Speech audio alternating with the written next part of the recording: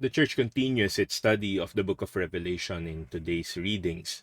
It's quite perplexing, actually.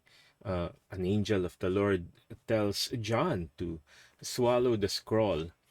And then when he swallowed it, he noticed that it was sweet to the mouth, but bitter to the stomach. And what can you make of that, right? Um, but you see, it's a reference to Ezekiel chapter 3, when Ezekiel experienced the same thing.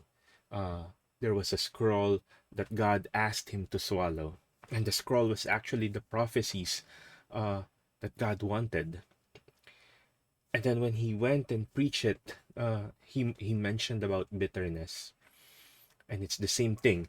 The scroll in Revelation refers to um, the prophecies, the message of God, which is sweet to the mouth. It is good news.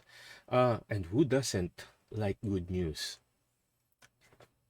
But what it asks of us is bitter to the stomach, which is why um, the message has been rejected by a lot of the people in Jesus's time. Leave everything behind. Uh, let go of your riches. Love your enemies. Those are very hard things to say. The time has arrived. The fullness of time is here. That is great news. But we have to let go of our sinfulness. And that, for a lot of people, is a very bitter pill to swallow.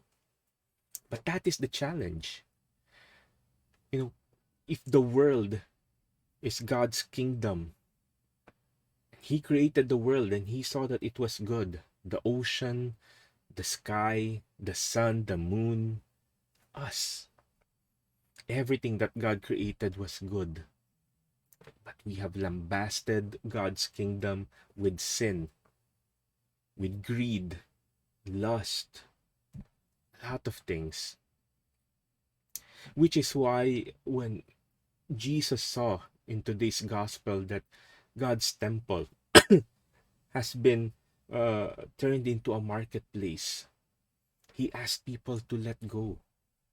And they were angry at what He did. And they were questioning Him why. Because they could not understand that God is more important than everything that we have.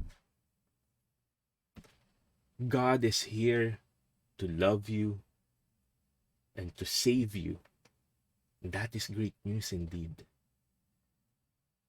But if we will hold on to our sinfulness, that is very bitter to our stomach. At the same time, it means that following God entails a lot of suffering. But if we endure, we all know what will happen. So keep the faith and know that people before us have done so successfully. Whether it's bitter in the stomach because your life of sin has been haunting you, just persevere. Because know that nothing is impossible with God's grace. It's sweet to the mouth. Let's make sure that even if it's bitter to the stomach, that inspires us to persevere and be resilient in our faith, whatever the challenges may be.